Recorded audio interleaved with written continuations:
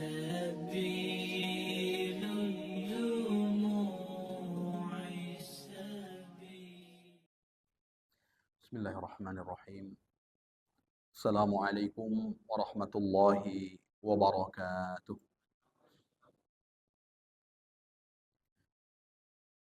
الحمد لله الذي نحمده ونستعينه ونستغفره ونعوذ بالله من شرور أنفسنا ومن سيئات أعمالنا. من يهده الله فلا مضل له ومن يضلله فلا هادي له.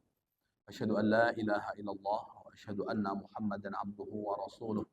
Subhanaka la ilma lana illa ma 'allamtana innaka antal alimul hakim. Bersyukur kita kepada Allah dengan mengucapkan kalimat alhamdulillahi rabbil alamin. Bersalawat dan bersalam kita kepada baginda Rasul dengan ucapan Allahumma salli ala sayyidina Muhammad wa ala ali sayyidina Muhammad. Assalamu alayka ya Rasulullah. Seraya berharap semoga kita menjadi bagian dari umat Rasul yang kelak mendapat syafaatnya di padang mahsyar. Allah izinkan kita berjumpa dengan beliau kelak di dalam surganya. Amin. Ya Rabbal Alamin. Bapak Ibu jamaah yang dimuliakan oleh Allah Subhanahu wa taala, pada kesempatan siang yang berbahagia ini saya akan membacakan wattasi'u watsalasun. Adapun cabang iman yang ke-39 at-tawafu, yaitu melaksanakan ibadah tawaf.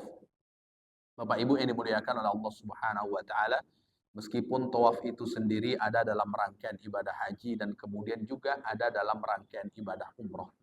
Tapi tawaf menjadi satu di antara amal istimewa dalam pelaksanaan ibadah haji dan kemudian umroh.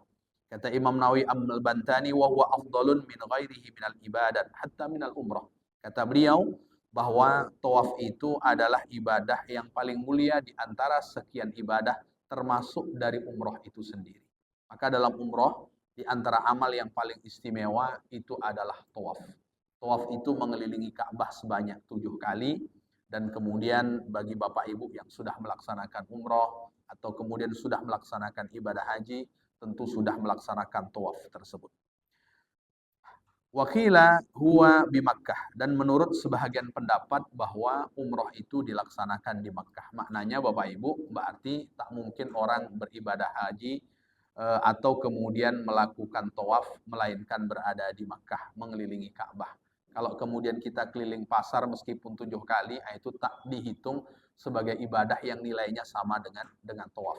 Atau kemudian kita keliling di Pekanbaru ini ke seluruh kedai kopi yang ada, meskipun sudah kita keliling berulang 7 kali datang ke kedai kopi itu juga tidak dihitung sebagai ibadah tawaf.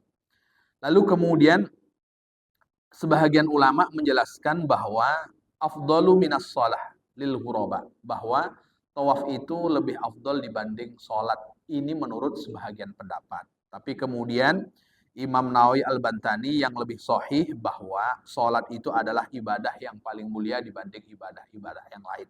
Sehingga sama-sama kita maklumi sebagaimana yang Rasulullah SAW kabarkan, awwalu ma yuhasabu bihil abdu yaumal qiyamah as-shalah. Sehingga perbuatan kita, amal kita yang nanti pertama Allah Subhanahu wa taala minta pertanggungjawaban adalah sholat. Maka ketika sholat adalah amal yang pertama Allah Subhanahu wa taala minta pertanggungjawaban, maka dia menjadi ibadah yang paling mulia. Bapak Ibu, orang melaksanakan umroh, orang kemudian melaksanakan tawaf, termasuk haji, itu tentu membutuhkan biaya. Karena ibadah ini selain ibadah fisik, juga ibadah finansial. Bagi orang yang kemudian membayar zakat, ini adalah ibadah hartanya. Tapi kemudian sholat itu adalah ibadah fisik yang bisa dilakukan oleh siapa saja, bahkan kemudian tidak ada halangan orang untuk meninggalkan sholat. Bapak Ibu, dalam 1 tahun ada masa cuti kerja, selain kemudian tanggal merah. Tapi kemudian sholat ini tak ada tanggal merahnya. Jadi sholat itu meski kita kerjakan. Kecuali yang dapat dispensasi meninggalkan sholat itu ibu-ibu. Kalau ada bapak-bapak meninggalkan sholat, itu dia tak dapat dispensasi. Yang dapat dispensasi tak melaksanakan sholat itu, mohon maaf, ketika orang itu gila. Tentu kita tidak ingin menjadi gila. Sebagaimana doa yang Rasulullah SAW ajarkan, Allahumma inni a'udzubika minal junun. Ya Allah, aku mohon perlindungan kepadamu dari penyakit gila. Dan kita dianjurkan untuk memohon perlindungan itu. Maka sholat dalam kondisi apapun merupakan kewajiban. Sehingga kalau kita tengok dalam buku-buku fikih, paling tidak ada 3 sholat yang kita lakukan. 3 itu dalam bentuk pekerjaan. Yang pertama namanya ada. Ada itu sholat yang dilakukan pada waktunya. Maka Bapak Ibu ketika melakukan sholat pada waktu yang sudah ditentukan, berarti sholat yang kita lakukan itu namanya ada. Contoh sholat zuhur masuk pada jam 12 lewat 17 menit. Jadi ketika kita mulai melaksanakan sholat 12 lewat 17 menit, sebelum jam 15.42 menit, itu berarti kita melakukan sholat pada waktunya. Dan dalam waktu yang panjang itu, yang paling afdol sholat dilakukan di awal waktu. Di awal waktu itu maknanya setelah azan dikumandangkan, setelah kemudian sholat sunnah qobliyah dikerjakan. Itu yang paling afdol dari waktu sholat. Meskipun tidak di awal waktu, umpamanya kita sholat jam 15.00, sholat zuhur. Itu juga kita dihitung sebagai orang yang sudah mengerjakan sholat dan kemudian sholat itu disebut ada. Meskipun bukan pada waktu yang paling afdol. Itu sudah kita kerjakan. Lalu bagaimana kalau seandainya kita tidak bisa melakukan sholat pada waktunya tersebut? Contoh umpamanya orang lupa terkait dengan sholat, ternyata sholat itu belum dilakukan. Maka sholat itu tetap dikerjakan, dan ketika sholat itu dikerjakan bukan pada waktunya, maka secara otomatis sholat itu disebut dengan qadha. Karena sholat yang disebut dengan ada itu dilakukan pada waktunya. Kalau waktunya habis, kita tetap berkewajiban untuk melaksanakan sholat, tapi sholat itu berubah menjadi qadha. Sebagaimana Rasulullah Shallallahu Alaihi Wasallam melaksanakan sholat asar dan Rasulullah melaksanakan sholat subuh, di kedua waktu ini waktunya sama-sama habis. Dalam perjalanan pulang dari peperangan, saat sudah letih, waktu itu sahabat-sahabat minta izin agar diberlakukan istirahat. Meskipun awalnya Rasulullah berat, tapi Sayyidina Bilal berjanji akan berjaga malam hari itu. Akhirnya disepakatilah istirahat. Dan yang berjaga pada malam itu adalah Sayyidina Bilal bin Rabah. Saat semuanya tidur dalam keletihan, satu-satunya orang yang tidak tidur pada waktu itu Bilal. Dan ketika semuanya sudah mulai nyenyak dalam tidurnya, ternyata Bilal tak kuat menahan kantuknya. Akhirnya Bilal pun turut serta tidur. Jadi semua orang tidur. Dan pertama orang yang bangun adalah baginda Rasul Sallallahu Alaihi Wasallam. Dan ketika Rasulullah bangun, matahari sudah terbit. Kalau matahari sudah terbit, berarti kan waktu subuh sudah habis. Tapi Rasulullah meminta sahabat untuk mengumandangkan azan, lalu kemudian sholat subuh dilaksanakan secara berjamaah, tapi sudah tidak berada di waktu subuh, bahkan sudah berada di waktu duha. Berarti kalau sholat itu dilakukan sudah di luar waktunya, maka secara otomatis berubah menjadi qadha.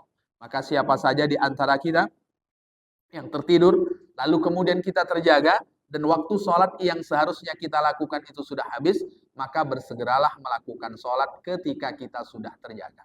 Dalam riwayat yang lain, sholat asar.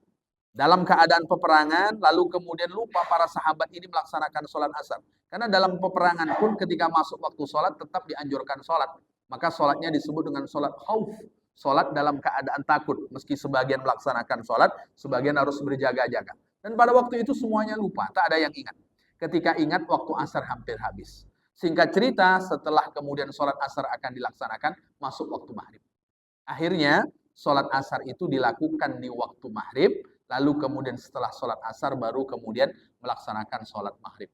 Maka ketika waktu yang ditentukan dari waktu sholat itu habis, kita tetap wajib mengerjakannya, tapi kemudian sholatnya itu berubah menjadi ada. Yang ketiga ada namanya i'adah. Yang sholat itu wajib kita ulang. Kapan sholat itu wajib kita ulang? Ketika syarat sah sholat kita tidak memenuhinya. Contoh Bapak Ibu yang dimuliakan oleh Allah Subhanahu wa taala. Kita naik pesawat yang dalam perjalanan jauh, bisa 10 jam umpamanya. Lalu kemudian masuk waktu sholat. Katakanlah mungkin sholat asar, atau kemudian sholat zuhur, atau kemudian sholat yang tidak ada pasangannya, sholat subuh. Bapak Ibu yang dimuliakan oleh Allah Subhanahu wa taala, kira-kira di pesawat ada sarana untuk berwudu, Bapak Ibu? Di pesawat tak ada sarana untuk berwudu, ada sarana untuk bertayamum? Tak ada juga, karena belum ada pesawat syariah setahu saya kan. Nah, kecuali pesawat syariah yang memang menyediakan alat yang digunakan untuk tayamum. Ada sebagian orang yang bertayamum di pesawat. Bagaimana dia ditayamum? Ditempelkan tangannya dengan kursi di depannya, atau kemudian ditempelkan tangannya dengan kaca pesawat. Dan dalam pesawat itu tak ada debu. Sementara orang berwudu, sarana berwudu itu namanya air. Sarana untuk bertayamum itu namanya debu. Maka ketika tidak ada debu, berarti syarat sah untuk mensucikan diri kita tidak dapat. Ketika tidak dapat, maka syarat sah sholat tidak tercukupi. Ketika dalam keadaan seperti ini, sholat tetap wajib dikerjakan. Maka nama sholatnya lihurmatil waktu, sholat untuk menghormati waktu. Dalam kondisi ini, maka sholat wajib diulang. Dan sholat yang diulang itu namanya i'adah. Ini banyak kasus di beberapa rumah sakit, ketika mengedukasi untuk melaksanakan sholat, banyak pasien itu mengatakan, kami tak bersih Pak Ustadz, nanti kami akan ganti kalau sudah sampai di rumah. Tentu tak mungkin saya jawab iya kalau Bapak Ibu sampai rumah. Kalau tidak, tentu tak jawab seperti itu. Makanya akhirnya kita edukasi bahwa sholat dalam keadaan apapun, mohon maaf, kecuali perempuan yang sedang menstruasi atau kemudian sedang nifas, nah, itu baru dispensasi. Selain itu kan tak ada dispensasi untuk meninggalkan sholat. Maka kalau tak mampu melaksanakan secara ada, barangkali karena lupa atau tertidur, maka berubah menjadi qadha. Bisa melaksanakan, tapi syarat sah sholat tidak terpenuhi, maka sholat itu mesti diulang. Jadi mengulangnya ya kemudian ketika kita sudah mendapatkan syarat sah untuk melaksanakan sholat. Nah, itu tentang pentingnya sholat. Maka sholat itu kata Imam Nawawi ibadah yang paling afdol, dan dalam penjelasan baginda Rasul Shallallahu Alaihi Wasallam adalah ibadah yang pertama Allah akan hisab. Wa alaika in kunta mujawiran tan bi Makkah bikasratit tawafi. Kata Imam Nawawi, kalau seandainya kita tinggal di Makkah atau tidak jauh dari tanah haram, maka perbanyaklah untuk melaksanakan tawaf. Karena kita ini jauh, maka tawafnya ya jarang-jarang. Bisa satu kali alhamdulillah, bisa dua kali ya summa alhamdulillah. Kalau yang bertetanggaan dengan Makkah, artinya tidak jauh dari tanah haram, dianjurkan untuk membanyak tawaf. Fa inna tawafa kulli usbu'in yu'addilu itqaraqabatin. Orang yang melaksanakan tawaf satu kali dalam satu pekan, itu nilainya sama dengan memerdekakan hamba sahaya. Jadi sama dengan memerdekakan hamba sahaya. Maka beruntunglah orang yang tinggal di Makkah. Beruntunglah orang yang tidak jauh datang ke Makkah, sehingga dia bisa melaksanakan tawaf. Karena kalau satu pekan satu kali dia tawaf, satu pekan satu kali saja dia tawaf, maka dia nilainya sama dengan memerdekakan hamba sahaya. Makanya Bapak Ibu yang dimuliakan oleh Allah, biasanya setiap hari Jumat, itu Masjid Nabawi atau kemudian Masjidil Haram biasanya selalu sesak, selalu padat. Kenapa? Karena orang-orang yang ada di sekitar itu semuanya datang untuk kemudian melaksanakan ibadah umroh, dan di antara dalam ibadah umroh itu ada kemudian tawafnya. Maka satu kali tawaf dalam satu pekan itu nilainya sama dengan memerdekakan hamba sahaya. Lalu bagaimana dengan kita yang kemudian tidak bisa tawaf satu pekan satu kali? Maka ada amal yang lain yang nilainya juga sama seperti memerdekakan hamba sahaya. Bagaimana ketika orang mengucapkan kalimat la ilaha illallah wahdahu la syarikalah lahul mulku wa lahul hamdu yuhyi wa yumiit wa huwa ala kulli syai'in qadir sebanyak 10 kali. Bapak Ibu jamaah yang dimuliakan oleh Allah Subhanahu wa taala. Fa'atik mastatokta. Kata Imam Nawawi, merdekakanlah sesuai dengan kemampuan. Kalau kita mampu satu pekan hanya satu kali melaksanakan tawaf, ya berarti kita sama dengan memerdekakan satu orang. Kalau mampu dua kali, berarti sama dengan memerdekakan dua orang. Begitu juga kita yang tidak bertetanggaan dengan Mekah, kalau mampu 10 kali, berarti sama kita memerdekakan satu. Kalau kita mampu mengulangnya dengan 20 kali, berarti sama kita dengan memerdekakan dua hamba sahaya. Talhaku bi ashabil amwal ma'a ajril fakri. Ketika kita melakukan itu, maka kita punya nilai sama dengan orang yang punya banyak harta.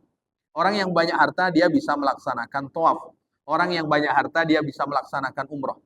Lalu kemudian kita yang tak banyak harta, supaya bisa menyusul orang-orang yang punya harta dengan ibadah tawafnya, dengan ibadah umrohnya, dengan ibadah hajinya, bagaimana? Di antaranya susullah mereka dengan banyak-banyak mengucapkan kalimat la ilaha illallah wahdahu la syarikalah lahul mulku wa lahul hamdu yuhyi wa yumiit wa huwa ala kulli syai'in qadir. Itu adalah cabang iman yang ke-39 dari 70 lebih cabang iman yang Rasulullah Shallallahu alaihi wasallam kabarkan, al-imanu bid'un wa sab'una syu'bah, iman itu lebih dari 70 cabang. Demikian yang bisa saya bacakan pada kesempatan siang hari ini. Semoga uraian ini bermanfaat. Tutur kata yang kurang berkenan saya mohon maaf. Sama-sama kita tutup dengan membaca doa kafaratul majlis. Subhanakallahumma wa bihamdika asyhadu an la ilaha illa anta astaghfiruka wa atubu ilaik. Assalamualaikum warahmatullahi wabarakatuh.